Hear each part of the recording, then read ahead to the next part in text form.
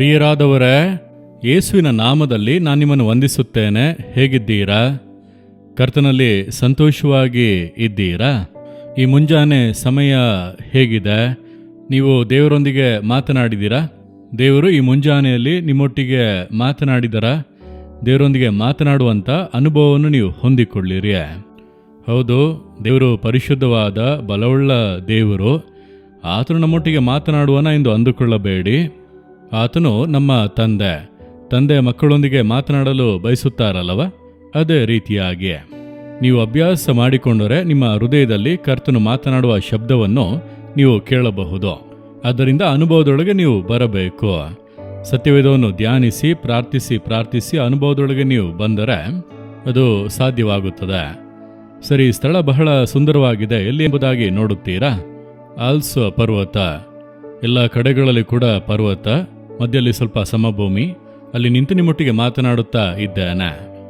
ಇದು Europe ಖಂಡದಲ್ಲಿರುವಂಥ Austria ಎಂಬಂಥ ದೇಶದಲ್ಲಿರುವ ಪರ್ವತ ಶ್ರೇಣಿ.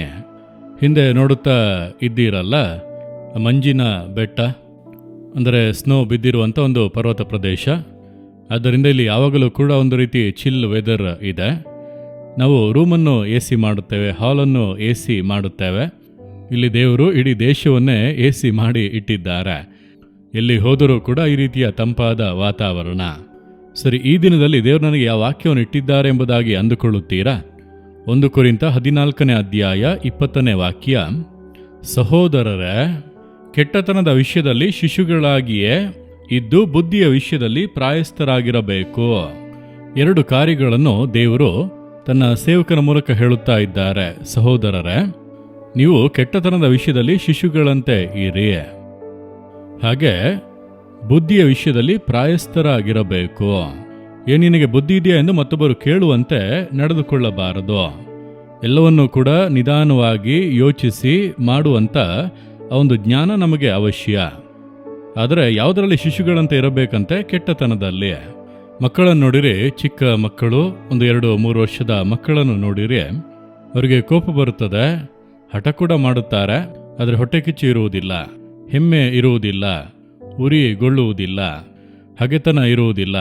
ಅದುವೇ ಮಕ್ಕಳ ಸ್ವಭಾವ. ಕೆಲವೊಂದನ್ನು ಹೊಂದಿಕೊಳ್ಳುವುದಕ್ಕೆ ಹಠ ಮಾಡುತ್ತಾರೆ ಅಷ್ಟೇ, ಮರುಕ್ಷಣ ಅವರು ಸರಿಯಾಗಿ ಬಿಡುತ್ತಾರೆ. ಆ ರೀತಿ ಇದ್ದಾರೆ ಹೊರತು ಯಾರ ಮೇಲೆ ಕೂಡ ಹೊಟ್ಟೆ ಕಿಚ್ಚುಗೊಂಡು ಉರಿಗೊಳ್ಳುವಂಥದ್ದು, ಕೋಪಗೊಳ್ಳುವಂಥದ್ದು, ಈ ರೀತಿಯ ಸ್ವಭಾವಗಳು ಮಕ್ಕಳಲ್ಲಿ ಇರುವುದಿಲ್ಲ. ಹಾಗಾಗಿ ನೀವು ಕೆಟ್ಟತನದ ವಿಷಯದಲ್ಲಿ ಶಿಶುಗಳ ಹಾಗೆ ಇರಿ. ಚಿಕ್ಕ ಚಿಕ್ಕ ಕೊರತೆಗಳು, ಕೆಲವೊಂದು ವಿಷಯಗಳು ಇರುತ್ತವೆ. ಅದನ್ನು ಬಿಟ್ಟು ವೈರಾಗ್ಯ, ಜಗಳ, ಹಗೆ, ಮತ್ತೊಬ್ಬರನ್ನು ಹೀನೈಸಿ ಮಾತನಾಡುವುದು, ಈ ರೀತಿಯೆಲ್ಲ ಇರಬಾರದು. ನೀವು ಮಕ್ಕಳ ಹಾಗೆ ಬದಲಾಗಿರಿ ಎಂದು ದೇವರು ಹೇಳುತ್ತಾರೆ. ನಿಮ್ಮ ಹೃದಯ ನನಗೆ ಕೊಡಿರಿ ಎಂದು ಹೇಳುತ್ತಾರೆ. ಯೇಸುವೊಮ್ಮೆ ಹೇಳುವಾಗ ಹೇಳುತ್ತಾರೆ, ನೀವು ಹೊಸದಾಗಿ ಹುಟ್ಟಿ ಚಿಕ್ಕ ಮಕ್ಕಳಂತೆ ಆಗದೆ ಹೋದರೆ ಪರಲೋಕ ರಾಜ್ಯವನ್ನು ಪ್ರವೇಶಿಸುವುದಕ್ಕೆ ಆಗುವುದಿಲ್ಲ ಎಂಬುದಾಗಿ. ಹಾಗಾದರೆ ನಾವು ಪಾಪಗಳನ್ನು ಬಿಟ್ಟು ಮನ ತಿರುಗಿ ಚಿಕ್ಕ ಮಕ್ಕಳ ಸ್ವಭಾವ ನನಗೆ ಬೇಕು ದೇವರೇ ಎಂದು ಕೇಳಬೇಕು. ಚಿಕ್ಕ ಮಕ್ಕಳ ಹಾಗೆ ಒಂದು ತಾಳ್ಮೆ, ಪ್ರೀತಿ, ಕ್ಷಮಿಸುವಂಥ ಸ್ವಭಾವ, ಯಾವುದನ್ನು ಕೂಡ ವೈರಾಗ್ಯವಾಗಿ ಇಟ್ಟುಕೊಳ್ಳಬಾರದು. ಈ ರೀತಿ ಸ್ವಭಾವ ನನಗೆ ಬೇಕು ದೇವರೇ ಎಂಬುದಾಗಿ ನಾವು ಕೇಳಬೇಕು. ಹಾಗಾಗಿ ಕೆಟ್ಟತನದ ವಿಷಯದಲ್ಲಿ ಶಿಶುಗಳಂತೆ ಇರಿ, ಬುದ್ಧಿಯ ವಿಷಯದಲ್ಲಿ ಪ್ರಾಯಸ್ಥರಾಗಿರಬೇಕು. ಬುದ್ಧಿಯಲ್ಲಿ ಕೆಲವರು ಶಿಶುಗಳಂತೆ ಇರುತ್ತಾರೆ, ನೋಡಿದ್ದೀರಾ? ಏನಿದು ಚಿಕ್ಕ ಮಕ್ಕಳ ಹಾಗೆ ನಡೆದುಕೊಳ್ಳುತ್ತೀರಿ ಎಂಬುದಾಗಿ ಹೇಳುವಂತೆ ನೀವು ನಡೆದುಕೊಳ್ಳುತ್ತೀರಾ?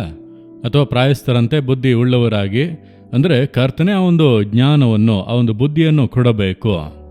ಹಾಗಾಗಿ ಅದನ್ನು ಕೇಳಬೇಕು. ದೇವರೇ, ಆ ಒಂದು ಬುದ್ಧಿಯನ್ನು ನನಗೆ ಕೊಡಿರಿ, ಜ್ಞಾನವನ್ನು ಕೊಡಿರಿ.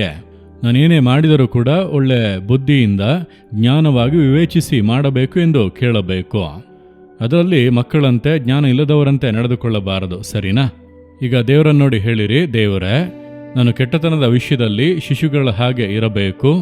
ಪಾಪಗಳು, ವೈರಾಗ್ಯ, ಇಂತಹ ಕಾರ್ಯಗಳಿಗೆಲ್ಲ ನಾನು ಅವಕಾಶ ಕೊಡಬಾರದು. ನನ್ನ ಹೃದಯವನ್ನು ಮಕ್ಕಳ ಹೃದಯದಂತೆ ಬದಲಾಯಿಸಿ ಬುದ್ಧಿಯ ವಿಷಯದಲ್ಲಿ ಪ್ರಾಯಸ್ಥನಾಗಿರಬೇಕು. ನನಗೆ ಒಳ್ಳೆ ಬುದ್ಧಿಯನ್ನು ಕೊಡಿರಿ, ಜ್ಞಾನವನ್ನು ಕೊಡಿರಿ, ತಿಳುವಳಿಕೆಯನ್ನು ಕೊಡಿರಿ. ಅದಕ್ಕಾಗಿ ಪ್ರಾರ್ಥಿಸುತ್ತೇನೆ, ಯೇಸುವಿನ ನಾಮದಲ್ಲಿ ಪ್ರಾರ್ಥಿಸುತ್ತೇನೆ. ಆಮೇನ್, ಆಮೇನ್. Jesus redeem Kannada YouTube channel ಅನ್ನು ಸಬ್ಸ್ಕ್ರೈಬ್ ಮಾಡಿ. ಸಬ್ಸ್ಕ್ರೈಬ್ ಬಟನ್ ಕ್ಲಿಕ್ ಮಾಡಿ ಮತ್ತು ಬೆಲ್ ಬಟನ್ ಒತ್ತಿ. ಅನುದಿನ ಕಾರ್ಯಕ್ರಮದ ಮಾಹಿತಿ ಪಡೆಯಿರಿ.